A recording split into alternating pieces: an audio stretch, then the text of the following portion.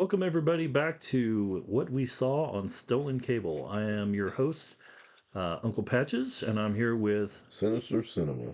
Today, we're going to be talking about the 2002 Sam Raimi classic, Spider Man. Nice. Good movie. One of my favorite characters. Who doesn't My love a good favorite. Spider Man movie?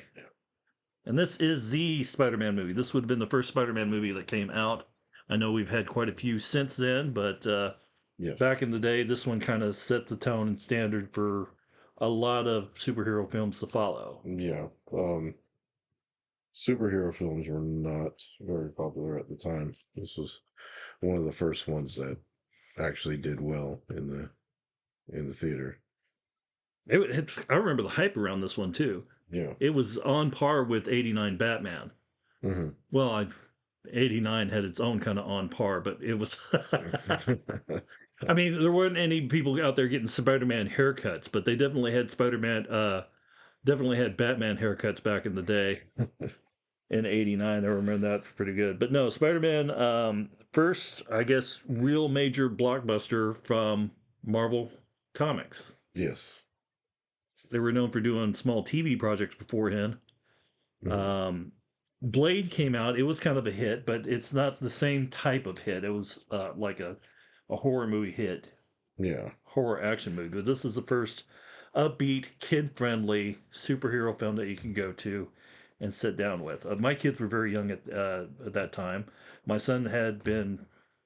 My, my wife was pregnant with my son at the time, and my daughter was a couple of years old. So she would have been starting out with superhero films with this particular one. Yeah, for sure. I remember I was so excited about it. I would wait like 3 hours to download the trailer for it on the internet back in the old dial-up days, Yeah, hoping this was nobody would still. pick up the phone. I think this was still during dial-up internet. Very early Uh, internet. I think the cable modem did exist, but not many people had it Well, it was yet. expensive, and you had to pay like $1,000 more to have it brought into your area. So yeah, most people were still using dial-up, and it would take a long time to download anything. We gotten a little bit faster by this time period. I mean, it didn't take like 10 minutes to download a photo, Yeah, that's true. but doing a real low quality movie download, or no, well, movie trailer download, that did take some time. And the sound was always funny on it. Yeah, And there yeah, was a for lot of sure. distortion in the picture, but you were sitting there. There was no streaming Yeah. video at the time.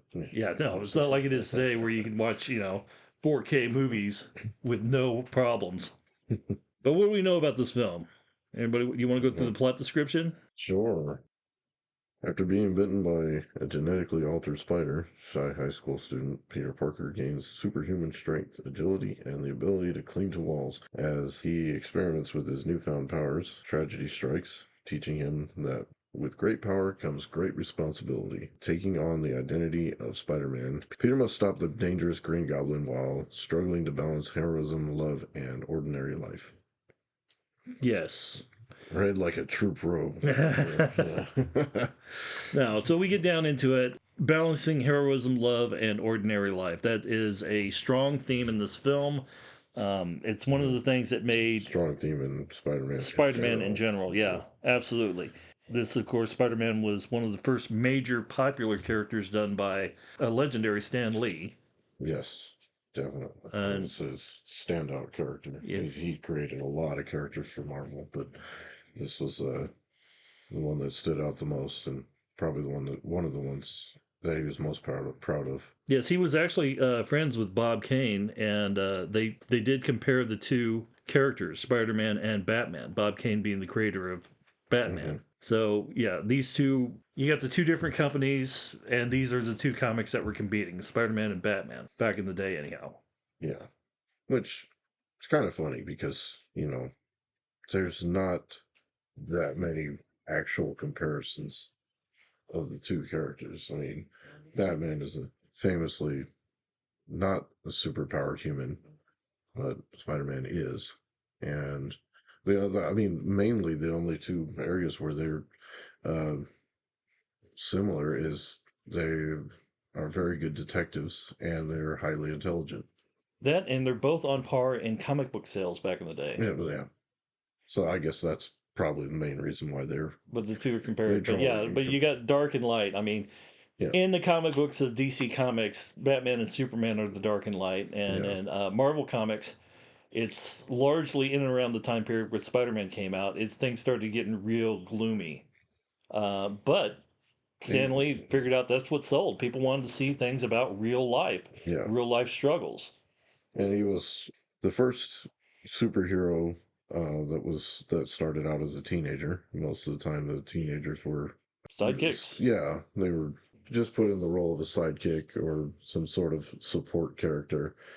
Uh, this was a first teenager that was actually a superhero, and also, not only that, but the first superhero that had real life that was, showed that him gaining the powers didn't help him out, didn't enhance his life. It actually made his life more complicated. Well, I think his guilt and everything over his uncle Ben was what created most of the strife in his life. I mean, the kid Yeah, was a genius. If he had just taken the time to, create something, put a patent on it, he could have been living off of that patent possibly. and doing a little bit better. But I mean, he never even took the time to do anything for himself. We got really got the hero complex, I guess, where he's got to everyone else comes before his own personal needs. Yeah, and he always felt very selfish about taking anything for himself. Yeah, And that really plays out in this film. definitely. This was done really well by Sam Raimi. He made sure to portray the character in as close to comic accurate as he could. Yeah, this is also one of the first major CGI films Hmm. with the Spider-Man character being as flexible and swinging through the air and stuff like that. It was kind of essential. They couldn't really do a good Spider-Man until now. This is when the technology finally caught up to what we could actually do. Yeah. But let's talk about Sam Raimi. Now, Mhm. when this film was announced and they listed Sam Raimi as the director, what were your thoughts on that? Because we were fans of Sam Raimi to begin with. Yeah, I was excited. I thought I've known him to do really good work, and I thought that he would do a good job with it. A lot of people were skeptical because he was mostly in the horror genre, and not only that, but a lot of people were skeptical just because, again, the superhero movies were not really seen as moneymakers Well, I back then. mean, he was kind of revolutionary in his time with the horror films because he was the first one Mhm. to really do a horror comedy. Yeah, for sure. There's a lot of the movies that he does, he does horror really well, but he also ties in, you know, a little bit of humor here and there, and the humor is just it kind of catches you off guard, like he did Drag Me to Hell also. Well, he did a superhero film before Spider-Man, right? Which one was that? He did Darkman with Liam Neeson. That's right. Totally forgot about that one. Yeah. Yeah, the Liam Neeson where he was a scientist who was coming up with a way to print tissue, and then wound up getting horribly burned, and so he decided to become a master of disguise. Not to be confused with the actual master of disguise, which was Dana Carvey, the film that ruined his career. Sadly, yeah. um But no, this was a start for Liam Neeson for sure. And mhm. it's funny with Sam Raimi, he always has common things that he puts in his film, and that's his Delta That's 88. yeah, that's sort of his That was a signature. 77 or 76 Delta 88, and he's got an actor he puts in there too. Who's that? That's Oh, that's uh Bruce Campbell, the Bruce legendary Campbell. Bruce He actually Campbell. did show up in the at the end of Darkman. Oh wow. Yeah, Yeah, so so he had one he had one scene at the end of Darkman. Everything was all said and done, and he was escaping into a crowd, and then they had one person stop and turn around and look right at the camera, and it was Bruce Campbell. yeah, well, there's a reason why he's on all his movies. Yeah, they're like best buds, Yeah, right? yeah, good friends. Yes.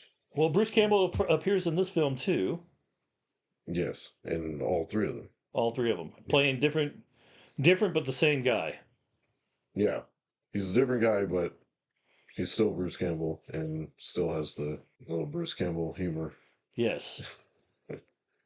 So in this one, he plays the announcer at the wrestling ring. Yes, and he comments that the name that Peter came up for his character was All right, kid, pretty what's your name? stupid. The human spider. Oh, that sucks. He was fine. Sucks. All right, everybody, let's welcome the amazing Spider-Man. And then they get in the background. It's like, that's not my name. No, he said my name wrong. Said my name wrong, and he's got this really crappy looking outfit on. Yeah, sweatsuit painted on with his actual Spider-Man suit is going to be. Yeah. Walks out and he has to wrestle. Bonesaw McGraw, which was played by legendary Macho Man Randy Savage. Slap it to his Slim Jim, Yes. Randy Savage. The guy is a legend. Big time. And I didn't believe it, but we were watching this film and I was like, he is an old man. And he is more jacked than I remembered him. Oh yeah, from his when he was really doing the heavy wrestling days. Yeah, he was in really good shape in that movie, and he was already close to 60, I think, right? Oh my God, yeah, he was up there. I don't think he was wrestling at the time, was he? No, he wasn't. It was amazing because you see a lot of the wrestlers from back in the day when they got out of wrestling finally that you see them all of a sudden and they're like, ugh, what happened to him? Yeah, they really retire and take to that retired life. I mean, their body pretty much retires them, right? Yeah, well, yeah, most wrestlers, unfortunately, that is most of the reason why they end up retiring is because they have to. That's crazy. Yep. So what do we got here? We got our main heroes. Peter Parker is Spider-Man, played by Tobey Maguire. Mm-hmm. Mary Jane Watson, played by Kirsten Dunst. Harry Osborn, played by James Franco. I think this was one of the first major films of James Franco, right? I think so. Yeah. Yeah, he was not very good in this film.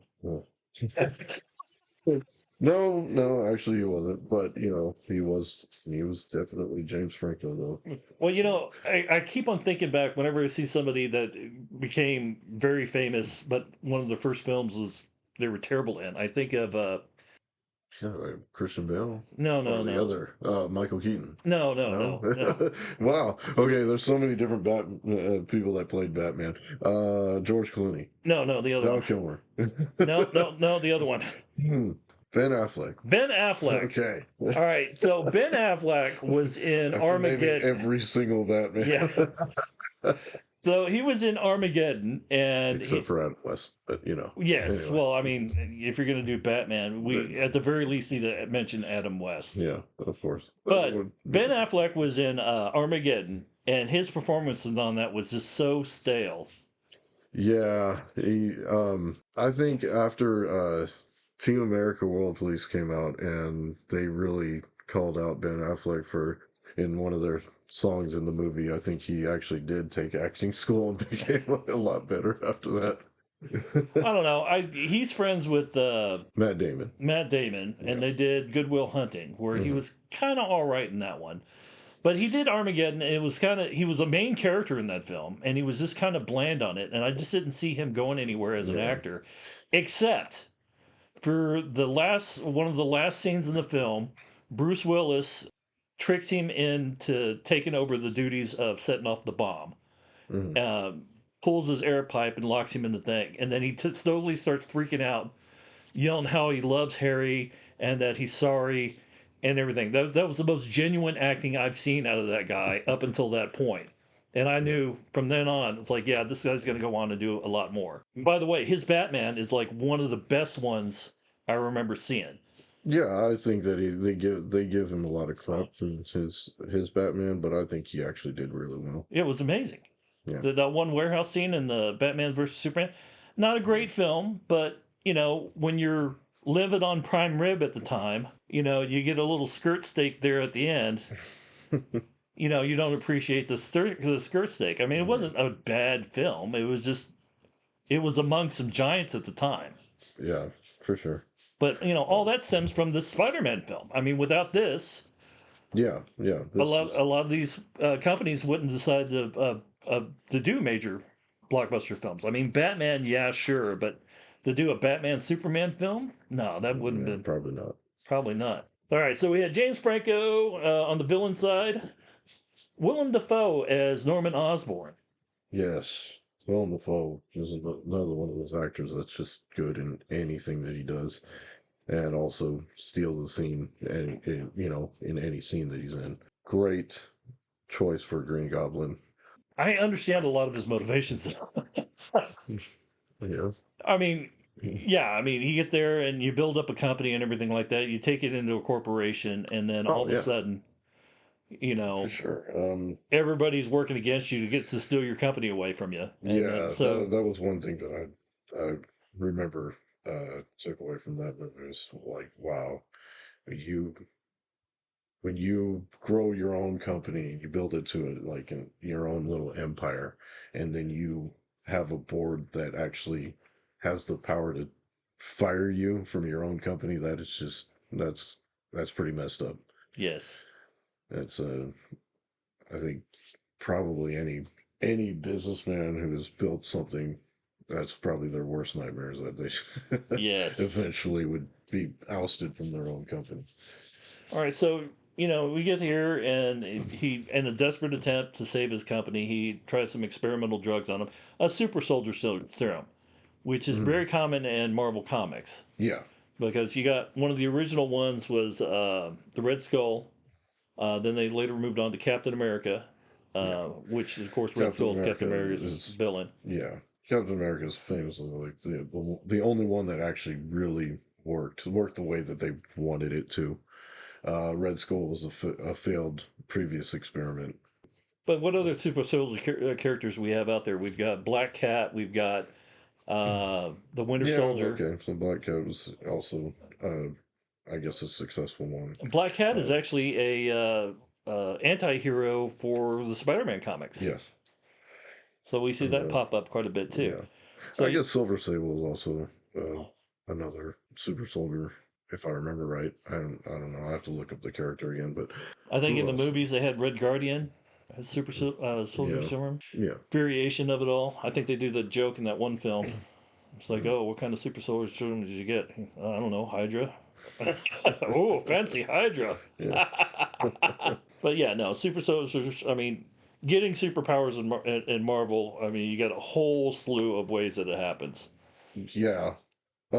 Most of the time it's by some sort of freak accident that, causes them to have to gain some powers in some way, usually related to the accident.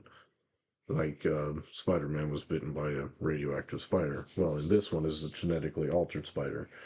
In the original lore, it was a radioactive spider.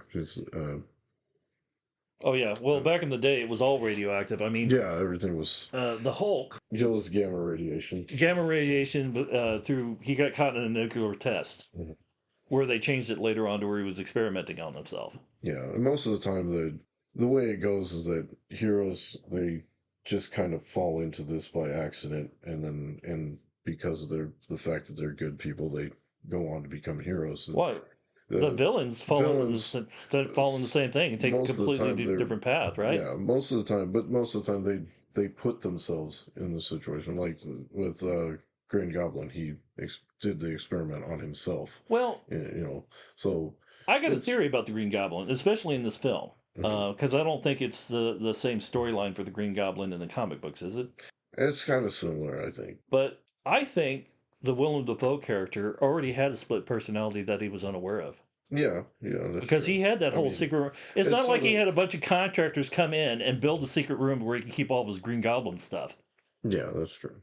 Oh, I mean, in the movie, he was like he created the armor and all that other stuff, and he was working on a glider for it was all military for a military contract. Yeah, I mean, he had all that in his laboratory, but when he stole it, he was hiding it all in his house. Yeah, So he already had a room set up that would fit all of that equipment. So I think it was, he was already subconsciously setting it up. Yeah, yeah, yeah, yeah. So I think the guy had issues to begin with. definitely. So yeah, But that kind of led yeah, into no, it. no. The But thing Willem is that Dafoe, the villains are already on that path, and then they get into some kind of freak accident, and then of course, with their mindset, they blame the world, they blame everybody else. for all their problems. But Willem The, Dafoe's performance in this film, I mean, I think it's Oscar worthy, and it is, because they yeah. didn't back in the day, they didn't do any Oscar nods or anything toward superhero films because Hmm. they're That was the reason why. they're snobs. Yeah, nobody won anything in for that movies because superhero movies were not seen as real movies at the time. Yeah, but I mean, he had a couple of monologues where he's there talking to himself, all done in one take, where he's swapping between Hmm. Norman Osborn and the Green Goblin, and I mean, it's chilling. Oh yeah, for sure. If you haven't seen the movie, I'd definitely recommend it. And then James Franco comes on the scene, and you're like, oh, we're back to this. Which is kind of sad because later on, in his career, he's become a really Yeah, good actor. he And does good with comedy, but I don't think mhm. he really does good with any kind of dramatic stuff. Yeah, yeah, Who we got? We got here Mary Jane Watson, played by Kirsten Dunst. yes, It's interesting. Her Kirsten Dunst got her acting start in Interview with a Vampire, where she was hmm, fantastic in. yeah, As a little girl, she must have been what, about 12, 13 years old. something like that. But her acting didn't evolve from that point to this point Yeah, in the yeah, film, and she comes off as kind of stiff in it. that's true. I mean, I mean, there's uh, some lines in there that are where she's trying to be sassy and flirty with Toby Maguire, mhm, with Peter Parker, even though she's dating Harry Osborn at the time. But yeah, she just she can't pull it off. yeah. I think I liked her as Mary Jane, but at the same time, yeah, I understand a lot of the. Well, they were trying to do the Mary Jane from the comic, Mhm. and I don't think she was kind of her own Mary Jane. She was I don't know, she was kind of bland. Yeah, for sure. I can see that. I mean, I could Or, see where she would have done good in the audition process. yeah, I mean, she had some stuff here and there, but they didn't really write her character very well either. She was kind of a, yeah. I guess she was kind of a backdrop into the movie. They I were mean, she doing. was supposed to be this awesome love interest, but their whole relationship relied on her cheating on somebody. Yeah, which is Now, what did you think of Tobey Maguire as Spider Man? I thought he did pretty well. I thought his Peter Parker was okay. It wasn't really. I think that Andrew Garfield played a better Peter Parker. Like he was a better Peter. He was like That's funny. I see it the the opposite way. I see Tobey Maguire as a Peter Parker with a weak Spider Man presence. huh. But when you get into Andrew Andrew Garfield Garfield was did it. he was too cool to be Spider Man, to be Peter Parker.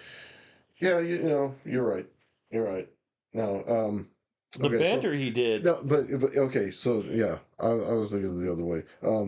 Now, yeah, Andrew Garfield did the quips and the sarcastic humor and everything like that as Spider-Man really well. So, you know, and then we get into but you're Tom right. Holland. You're right though. He was a little too cool. He wasn't really geeky.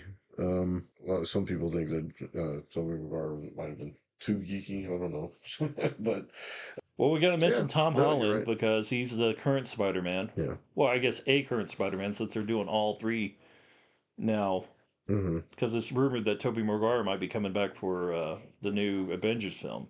Yeah, that's what they But no, say. Tom Holland, I think he's the best of both. I think he does a good Yeah, Spider yeah. Man, and I think he does a good Peter Parker. And I think it took a little while. Well, I mean, Yeah, I he think grew up he's on Spider Man movies, so yeah. he knew where to draw Hmm.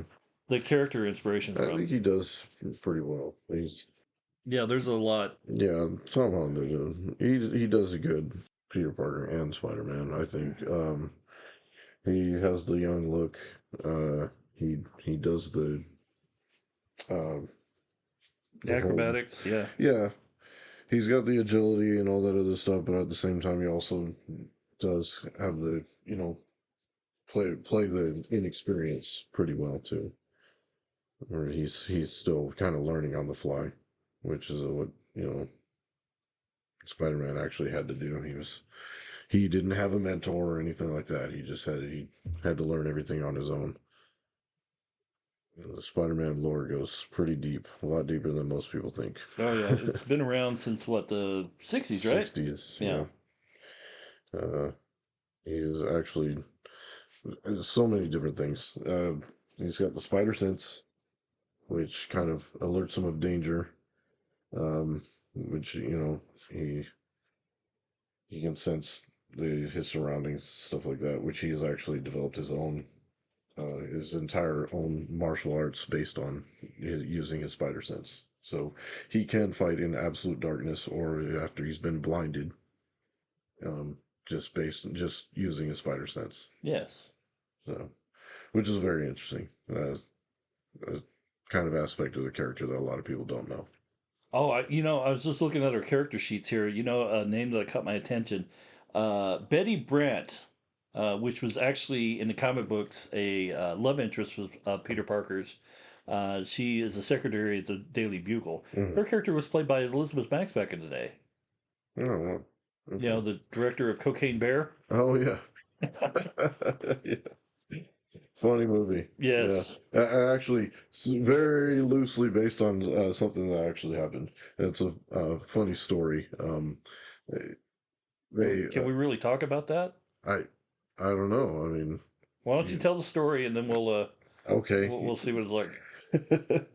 So, Yeah, that's not a very family friendly story, but yeah, no, not really. we'll talk about leaving it in. All right. Oh, the Daily Bugle. It's the great J.K. Simmons playing J. Jonah Jameson. Yes. The only person to play a character across multiple platforms. You Yes. know, well, one of the only ones, I guess. But he's that good as J. Jonah Jameson, um, to where he's been able to play him multiple times in multiple different universes. When he appeared in the Tom Holland Spider-Man, it was just a whim. Yeah. They called him up and say, "Hey, would you be willing to play J. Jonah again?" He was like, "Yeah, sure." And I was like, "Okay, well, do you have a wig or that you wear?" He's like, I think I got one there somewhere. I don't think I have the right one for what you guys are looking for." And they were like, "Okay, well, we'll do something up for you." And then when he shows up to the set, they didn't have time to get the wig done, and they're on a really short Mm. thing because they were just bringing him in for an after credits, right? Yeah. I was like, "Well, everybody knows who you are. This is supposed to be a different reality. We'll just go with you with the regular bald cut you got now." That's great. That's, But J.K. Simmons, a lot of people know him now for his big role where he what was the drum one that he did? yeah. I think that movie was Whiplash, Whiplash. Yes. Okay. where he terrorizes Uh, students. yeah. A very memed movie. It's those scenes are um famously taken out of context and put into other things, other videos on YouTube. Why did you see the one with Weird Al? I did, yeah. Yeah, yeah, Good stuff. it was great. Yeah. Yeah, no, I mean I think that's where he's not a young man in that film, Mm. but he's jacked. I mean the No, guy is yeah, built like a brick. yeah, for sure. Yeah, Yeah, no, I don't look that good now at my age, and he's like what 10, 15 years older than I am. I think so. Flash Thompson, played by Joe Manganiello. I totally butchered his name. A lot of the ladies will remember him from what was that dance movie? Magic Mike. Hmm. Okay. But he also got to play in DC Comics. I think it was a Batman Superman movie, and an end credit scene where he played Deathstroke. Oh, huh. That never I'd have went to- because they couldn't get their act together on the. Oh, okay. That's why I didn't remember that scene. Yeah, it was an end credits. It was at the very end. I see. What was it, the Batman Superman one? Yeah, Batman versus Justice. Superman. I think is. Yeah. Well, no, they did the. Dawn of Justice. Yeah, Was it that one? I think it was that one. It may have been the one after that. It may have been the Justice League Hmm. Okay. because I think they were leading up to do Legion of Doom, Oh, and okay. it never Yeah, did never did get yeah, anywhere from that. that makes sense. Rosemary Harris plays Aunt May. Yeah. You know what I liked about her performance in this one? I mean, of course, she's a very skilled actress. Hmm. She's been around forever. Hmm. Um, Not to say anything about her age, but no, no. I mean, she was cast to play an older woman. I do believe they yeah, put her yeah, in definitely. older woman makeup Hmm. to make her look older than she actually was. Yeah, But yeah, what part I loved about her role in this film, it was like she was softly singing her lines. yeah, yeah. She did very well as May Parker. Aunt May is always that kind of motherly figure that you would always see that from the comics and things like that. She did that role very well. Uh, Yes, it was the last old lady Aunt May hmm. that they did for the films, because from there they got progressively hotter. Because after that they did old Sally Field, Sally Fields, and hmm, then which I think they put may have done old lady makeup on her as well. yeah, but they But I so mean, they didn't do the bun with the gray hair and everything like yeah, that. But yeah.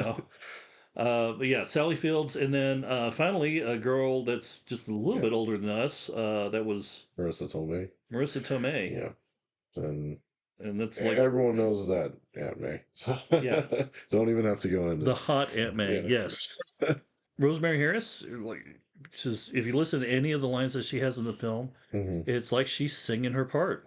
I mean, Yeah, it's very soft. It's very pleasant. yeah, and you can see that you just feel the care that Aunt May has for Peter. I could actually picture her narrating a children's movie. Yeah, for sure. That Yes. pretty much sums up a lot of the main characters in the film. Hmm. I mean, we got a lot of standing people on around the sides. Yeah. Oh, there's some interesting cameos in there. Macy Gray's in the film.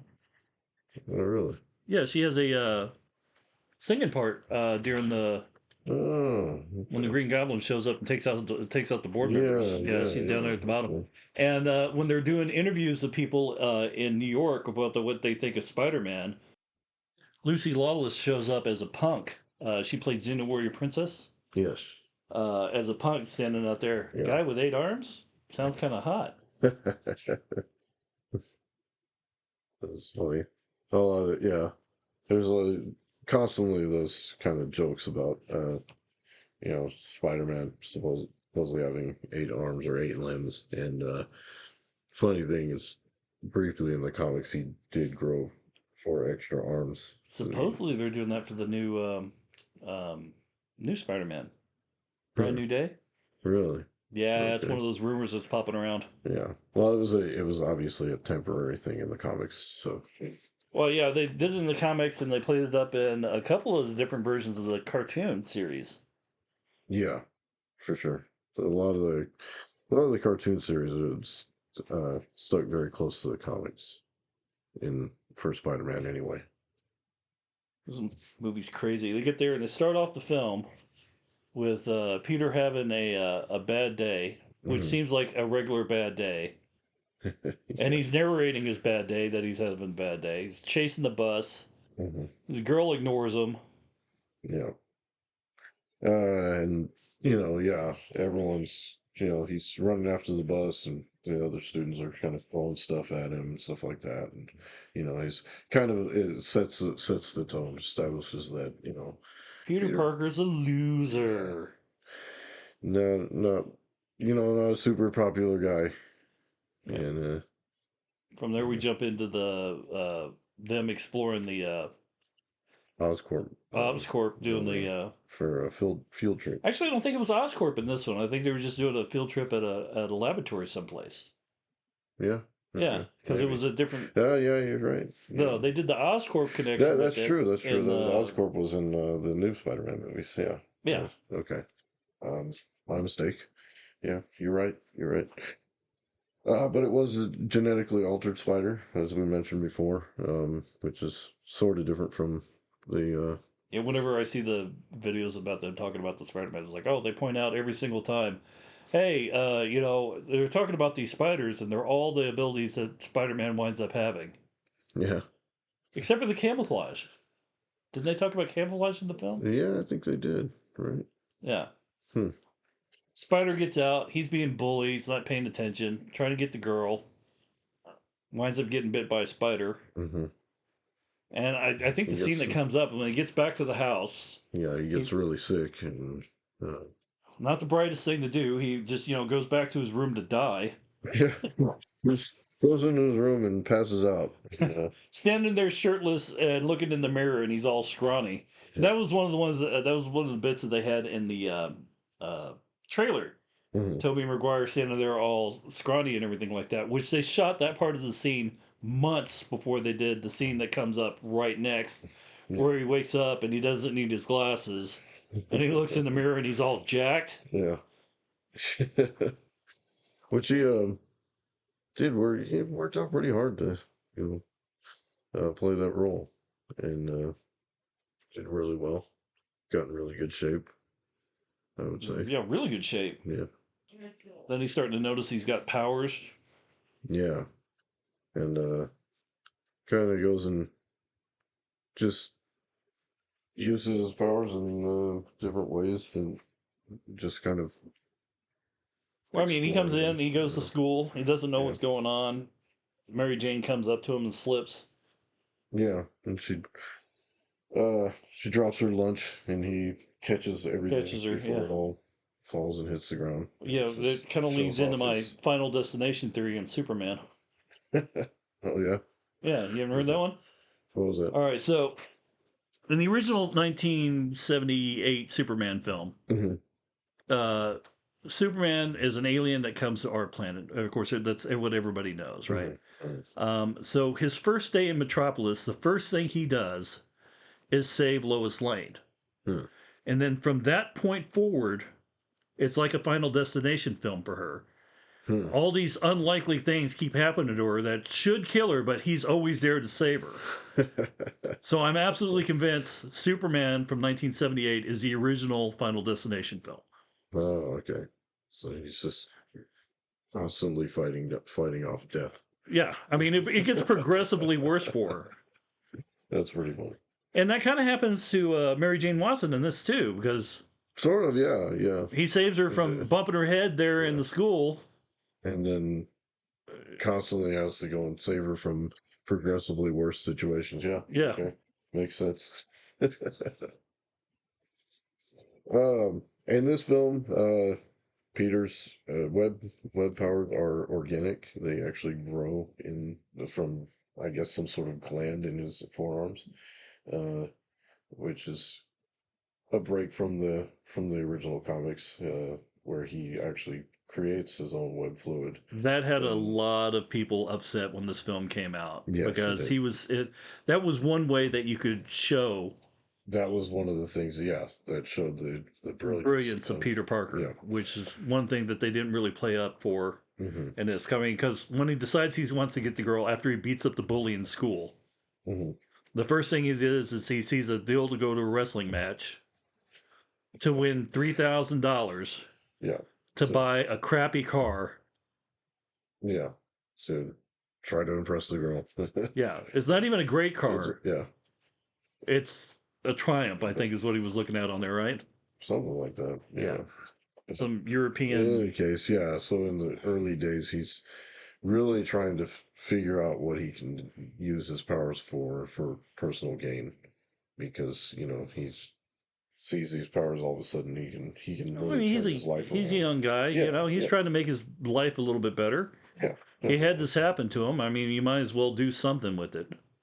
It's not For like sure. he's being Yeah. overly selfish.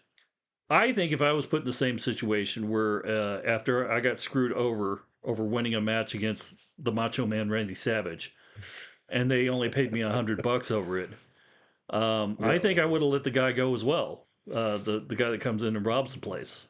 yeah, probably. I mean, everyone's gonna feel slighted, you know, revenge in some way or some way or another. I I guess mean, there's if he was really going to be a bad guy, he would have taken him out and then run out with the money. yeah, yeah. Or he could have just, you know, strong armed the guy himself and been like, well, you're not gonna give me the money that I earned. Yeah, Why don't I just take it? yeah. Yeah. So He, yeah, so he wasn't like he wasn't in villain mode. Yeah, yeah, definitely for sure. I But mean, even the people around him can tell that Peter Parker was a good person because if he had any concept that he wasn't going to be a decent person about that situation, he wouldn't have bothered trying to get the best of him on that deal. Yeah. Yeah. Because, if you deal with a scumbag, a scumbag's going to pick you up and put you through a wall to get his money.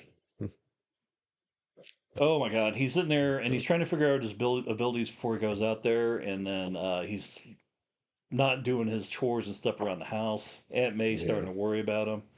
Uncle Ben decides he's going to take him out there so we can have a conversation. We've got the conversation that every man needs to have with their dad about growing up. And of Yeah. course, Yeah. I honestly think that if he had brought that conversation up with him when he was younger, it would have sunk in a little bit more than having to have killed right in front of him. Yeah. With great power comes great responsibility. That's right. So, which is the line that kind of resonates throughout all different versions of Spider-Man, Yeah, in the things later like ones, they that. don't even get around to saying it, but it's there. Yeah. It's Aunt May tries to teach it to him in the Tom Holland one. Yeah. So supposedly, famously, the line wasn't actually told to Spider-Man. It was just kind of His mantra. it was kind of just tagged on to the end, the outro, uh, just the kind of narration over the story that he learned that with great power must also come great responsibility. So it wasn't something that was actually told to him. It was just something that was said in the comic Yeah, at the end of one of the comics. I mean, for the time, it was a It great is, film. yeah. I mean, we were there when it came out. We showed it to our children. Hmm. We watched it repeatedly whenever we had a chance back in the day. Yeah, for sure. But I got to say, before we close out this episode, we want to highlight a cause that reflects Spider-Man's biggest lessons. With great power comes great responsibility. Mhm. The Big Brothers and Sisters of America connects kids with adult mentors who can provide guidance, encouragement, and support during some of the most important years of their lives. A Mhm. positive role model can make a huge difference for a young person, helping them build the confidence and reach their full potential. If you're interested in volunteering, becoming a mentor, or supporting their mission, you can learn more at bbbs.org. Big Brothers, Big Sisters, helping kids realize their potential and build brighter futures. Now, I know I like to put these at the end of our podcasts. We're not affiliated with any of them. I think we've done Well, Big Brothers and Big Sisters. This one we've yeah. done AA AA and the and Suicide Hotline. Suicide Hotline. Yeah. I don't know what kind of order these are going to come out in, but those are the ones that we've done now. We're not Yeah. affiliated with them. We do like to highlight a good cause because with great power comes great responsibility, I guess. Yeah. Being a positive role model in a young person's life is definitely a good cause. Uh, Teaching them responsibility, teaching them accountability, um, could could be the difference between whether they take their life in the right direction or the wrong direction. Yes. All right. Well, thank you very much for listening. We've got more stuff coming up in the future. We're trying to get these out once a week. Um, we may stretch it out a little bit later, but depending on what kind of popularity we can pick up. But thank you very much for listening and have a Yeah. fantastic evening. Thank you. Good night.